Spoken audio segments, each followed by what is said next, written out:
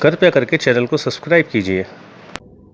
जब एक पूरा गांव सांस लेना भी सूर्यास्त से पहले बंद कर दे तो समझो वहां डर नहीं, कोई साजिश सांस ले रही है। प्राचीन काठमांडू, सांझ का समय, सूर्य अस्ताचल को अग्रसर। स्थान प्राचीन काठमांडू के बाहरी हिस्से में एक पुरानी बस्ती। शाम ढल चुकी है, घरों के द्वार बंद हो रहे हैं और दरवाजों के ऊपर नींबू मिर्च टंगे जा रहे हैं। लोग खिड़कियों से झांक रहे हैं। यूसेन एक पत्थर के बने चबूतरे पर खड़ा है। चारों ओर पहाड़ी हवाएं मंद स्वर में गूंज रही हैं। बाजार की गलियां जीवन से भरी है, पर उस जीवन में कहीं एक भय की सरसराहट भी बहती है जो यूसेन को अस्वाभाविक प्रतीत होती है। यूसेन मन में कहता है, यह नगर कितना विचित्र है।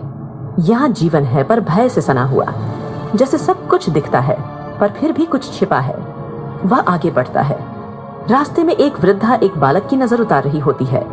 काले धागे में बंधी सप्तधान्य और काली मिर्च से झाड़ फूंक करती है।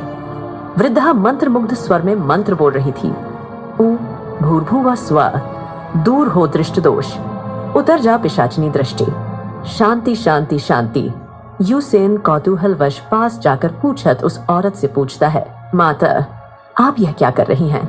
वृद्धा घबराकर भयभीत स्वर में जवाब देते हुए कहती है, अरे नायक, ये बालक पर कृष्ण दृष्टि लग गई है। कल रात्रि को बिल्ली ने द्वार पर राह काट दी थी। आज इसकी आंखों में तेज ज्वर और शरीर में संकोच हो गया। यह सब वायुदोष और पिशाच बाधा के लक्षण हैं। यूसेन विस्मय से देखता है। वह आगे बढ़ता है। बाजार के कोने पर मदिरापान की एक प्राचीन कूपशाला है, जहां जन समूह एकत्र होकर हल्की फुसफुसाहटों में किसी भय की बात कर रहे हैं। एक वृद्ध पुरुष कांपती आवाज में कहता है, कल ही पुनः देखा गई है वह छाया। देवालय के उत्तरी ओर चतुर्दशी की रात्रि थी और आकाश में रक्तिमा मंडल। तभी दूसरा जन बोलता है, सुनो सुनो, आज फिर संध्या होते ही भीतर चले जाना। दीपक बुझाकर द्वार बंद कर लेना। वह रात्रिचर वापस लौट आया है, जिसकी परछाई से भी कुटुंब नष्ट हो जाते हैं। यूसेन सिहर उठता है। उसे याद आता है कि जैसे ही सूर्यास्त समीप आता है, लोग दुकानों के पट बंद करने लगते हैं, गलियां सुनसान हो जाती हैं और मंदिर के घंटे अपने आप बजने लगते हैं। एक दिशा में मंदिर के द्वार के पास एक पुरोहित एक युवती को रोकते हैं। पुरोहित उस युवती से कहते हैं, कन्या, इस काल में देवालय के समीप आना अघोषित निवारण का भंग है। भूतावला इस काल में प्रकट होता है। अष्टमी और चतुर्दशी को तो विशेष सावधानी रखनी चाहिए। युवती डरी हुई आवाज में उनसे कहती है, माता जी के लिए जल चढ़ाना था, पर क्षमा करें स्वामी, मुझे झात न था। यूसेन इस सब को देखता है पर अभी कुछ कह नहीं पाता। उसके मन में गूंजता है।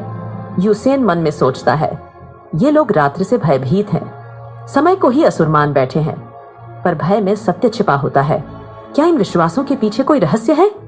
आसपास से एक बूढ़ी दादी की धीमी फुसफुसाहट आती है। बूढ़ी दादी कहती है, अरे सूरज ढलते ही बालक को बाहर मत निकलने देना। पिछली पूर्णिमा को गोवर्धन के तट पर एक आकृति देखी गई थी, बिना चरणों की, उल्टी दृष्टि वाली। कहते हैं वह त्रिकाल दोषी आत्मा है। यूसेन की आंखें एक क्षण को चमकती हैं। त्रिकाल, यही तो नाम उस अग्निकुंड से उभरा था जहां से वह आया। जब कोई नगर रात्रि से अधिक भय से ढक जाए तो समझो वहां केवल अंधविश्वास नहीं, बल्कि कोई सोया हुआ सत्य जागने की प्रतीक्षा कर रहा है। स्थान परिवर्तित होता है। एक पतली सूनी गली। सूर्य अस्त हो चुका है। यूसेन अभी तक बाजार से गुजरते हुए उस पुराने समय के लोगों की अंधविश्वास भरी बातों से उलझा हुआ चलता जा रहा है। मंदिर की घंटियां अब मंद हो चुकी हैं और हवा में एक रहस्यमयी ठंडक है। तभी एक अधेड़ उम्र का ग्रामीण व्यक्ति, सिर पर ऊनी टोपी, पीठ पर लकड़ियों का गट्ठर, यूसेन को सड़क पर अकेला घूमते देख लेता है। वो घबरा जाता है। वृद्ध व्यक्ति डर और झुंझलाहट से यूसेन से कहता है, अबे लड़के, तू कौन है? अंधेरा होते ही बाहर क्यों घूम रहा है? क्या तुझे नहीं मालूम ये प्रतीक्षा की घड़ी है? यूसेन रुककर धीरे से कहता है, प्रतीक्षा की? माफ कीजिए, मैं समझा नहीं। वृद्ध कहता है, यह वो समय है जब सब द्वार बंद कर लेते हैं, दीपक बुझा देते हैं और भीतर दुबक जाते हैं। किसी भी मंदिर में आरती नहीं होती, कोई घंटा नहीं बजता। क्योंकि इस नगर पर छाया है शैतान का पहरा। यूसेन उसकी ओर गंभीर दृष्टि से देखता है। यूसेन उस वृद्ध से पूछता है, कौन शैतान, और क्या यह सिर्फ मान्यता है या कुछ देखा भी गया है? वृद्ध धीमे स्वर में भय से कांपते हुए बोलता है, वर्षों पूर्व चतुर्दशी की रात नगर के उत्तर में त्रिनेत्रेश्वर कुंड के समीप एक धुआं आकृति दिखाई दी थी। उसके न तो पांव थे न चेहरा, बस एक स्याह परछाई जो हवा को चीरती चली जाती थी। उसके बाद हर साल एक न एक व्यक्ति गायब हो गया। किसी का शव नहीं मिला। कुछ नहीं। यूसेन सोचते हुए अपने मन में कहता है, पर क्या वो शैतान था या कुछ और?